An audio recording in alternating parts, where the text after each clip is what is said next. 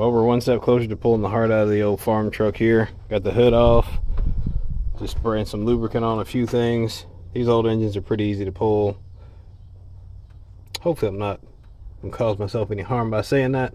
But generally they're pretty easy to pull. You've got two bolts that hold the engine at the bottom and your motor mounts. You can slide those two bolts out there. Unbolt your power steering pump. Pull the radiator, fan shroud.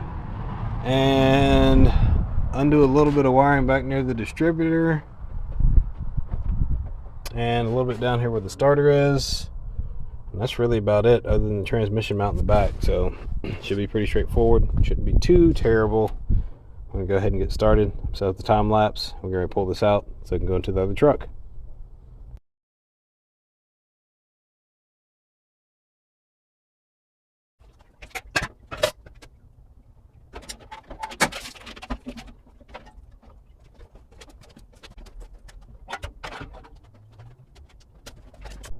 Alright, because this is not a how-to video on how to pull your engine out of your square body Chevy truck, I didn't go through all the steps detailing every bolt and nut and everything. Essentially, you're going to need a 1/2 inch, a 9/16, a 5/8, and 11/16, and maybe a 5/16 and a 7/16. So 5/16, 7/16, 1/2 inch, 9/16, 5/8, and 11/16, and you can basically take this whole entire truck apart. So real quick, pull the radiator shroud, the radiator, got that out of the way. That was basically all 1/2 inch bolts there. And then there's a 5/8 and an 11/16 on either side down here for your engine mounts. There's one on this side that slides through from front to back. One here on this side that slide in from back to front because of where your fuel pump is at. So we're going to take those two bolts out there. We've already disconnected all the electronics up here. Basically, you disconnect your distributor, your battery cables, which in this case I just disconnected from the battery and take it all the way out. There's one bolt down on the frame, kind of a little bracket that holds the battery cable down. I disconnected the power steering. You can see the power steering pump here, power steering pump, power steering box. I just tucked those lines back in there. Disconnected the heater hoses from the heater core, which is back through the firewall. Tucked those up on top of the engine, and you can see the heater hose for the upper and lower radiator hose. Those are already disconnected. And on the radiator, we'll be using a new radiator, the one that was on here. As you can tell, it's kind of nasty, not uncommon with copper brasses. Aside from that, there's one other wire on the starter you'll need to disconnect. But if you disconnect the starter wires, then all of this will be ready to come up out of here. If not, you'll need to disconnect it up here, and that will disconnect your power that runs down through your starter. But it's probably in this loom with a bunch of other wires, so unless you plan on disconnecting it from the firewall right here, then you'll probably want to disconnect at the starter. This is the easy way right here if you disconnected the firewall. But if you do disconnect the firewall, keep in mind you need to take your front end harness that goes to your headlights, which is here, runs along the frame or runs along the inner fender, and then goes over, across, and down, and catches all your lights. So you have to disconnect all of that if you decide to take the firewall plug out. What I typically do, just unbolt it the starter, you're good to go.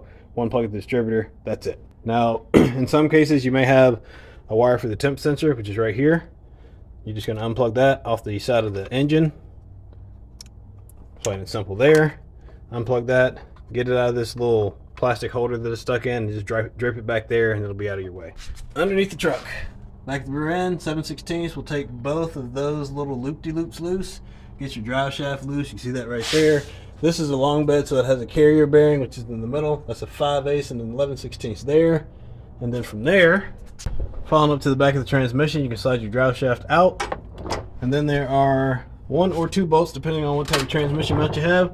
Right there, you see those 2 bolts. Take those 2 out, your transmission is ready to come out. Now, my recommendation is you take those 2. There's another bracket that looks like it's holding the heat shield on there for the catalytic converter. I'd go ahead and unbolt that because you're going to want to drop this transmission cross member out of the way. You don't have to do this, but it will make it a lot easier to get your engine out. Last thing down here, the exhaust. This exhaust is pretty clapped. As you can see, there's not much left back there. Basically just run off the converter this here. We're not going to be using the converter on the other truck because it already has an exhaust system, so we're going to come up here, right in that area, cut it with a sawzall, about right there. And then once we get the engine out, we'll disconnect our manifolds. We're going to spray those up real good so we can reuse our manifolds in the other truck. So on these old square bodies, that's essentially it for getting the engine out. Not too complicated, just some nuts and bolts, a few plugs up here. All of them have vacuum operated transmission, so you have one vacuum that's connected directly to your engine. If you're doing an engine and transmission separate, then there's a whole nother thing. You got bolts on the torque converter, or yeah, bolts on the torque converter, bolts on the bell housing, and also the line for the transmission. Since we didn't have to worry about that here, we're pulling all as one unit. Didn't have to disconnect those. The only thing we did disconnect for the transmission or radiator, or the transmission cooler lines right here, they go to the radiator. So that's the short and skinny on how you pull one of these out. I'm gonna go ahead and set the time lapse up when I get ready to pull it. Your pull points, there's one from the factory here. There should be one on the back corner back there somewhere, maybe. I don't see one on the back corner back there, so I gotta figure out when we pull the one on the back. Probably just stick it around the exhaust manifold.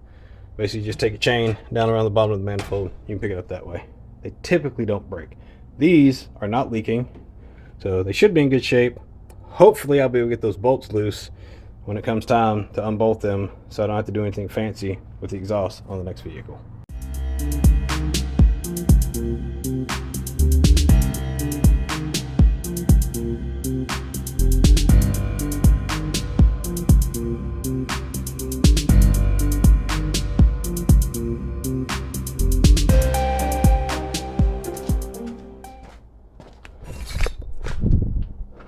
All right, you guys saw the truck, saw the engine get snatched, rolled it outside, and so here is the engine that was in there.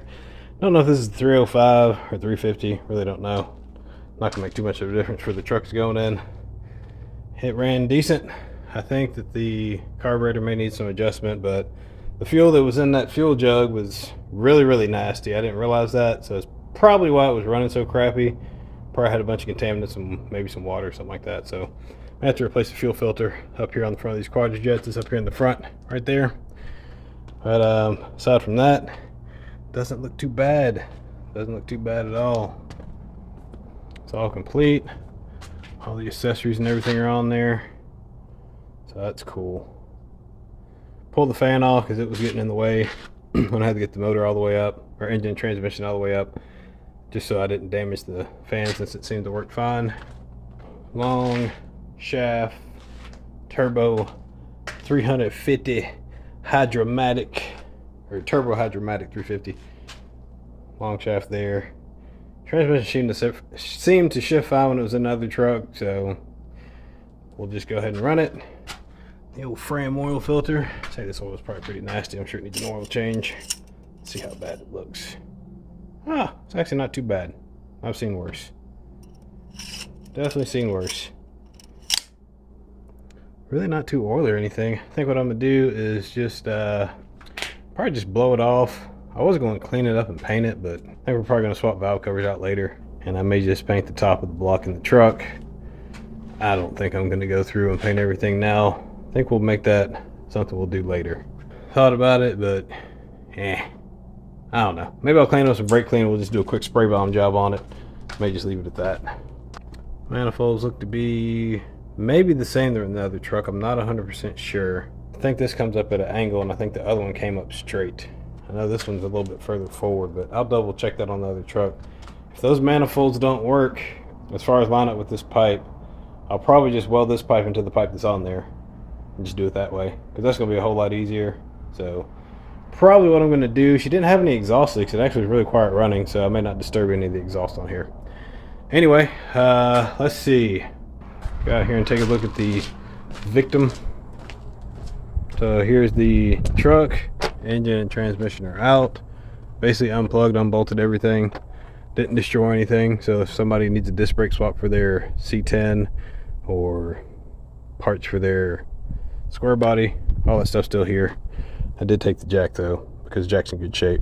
And I probably will get in here and take out this bracket for the jack, because all of it was complete and those are becoming harder to come by. So I think I'll grab that, but other than that, I don't see anything else we're going to grab off this truck except for some interior parts.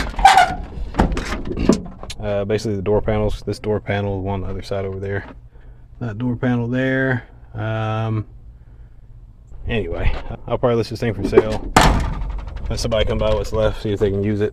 I was going to keep these wagon wheels because I really like them. But I'm not too sure if Mrs. Three Wheels is fond of them. And I'm not going to spend time redoing something that she doesn't like, because that's just a waste of time. They do hold air. The bumper's not too bad, so got some good parts on it. Still got some good parts on it. Oh, the mayhem. Oh, the mayhem. Let's go wrap it up for this video. In the next video, we're going to drop this engine into the 84 square body. Or is it 86? I don't remember. Maybe it's 82. No, it can't be 82. It's got stack headlights. 84, 86. Yeah, hang on a second. This one. Yeah, the Silverado. So, stacked headlights. This one, we're going to drop it in here. So, we're going to push this thing in the garage and get ready to stab this engine and transmission in here. And those Y pipes actually look like they're about the same. So, maybe that will work. If not, cut it right down there and weld it back together. It'll be a little tough to weld that one, but the muffler shop can do it. 3 Wheels can do it. Subscribe to this video. My name's Erwin. It's 3 Wheels in the Block. Give back the time it's taken away. We'll see you soon.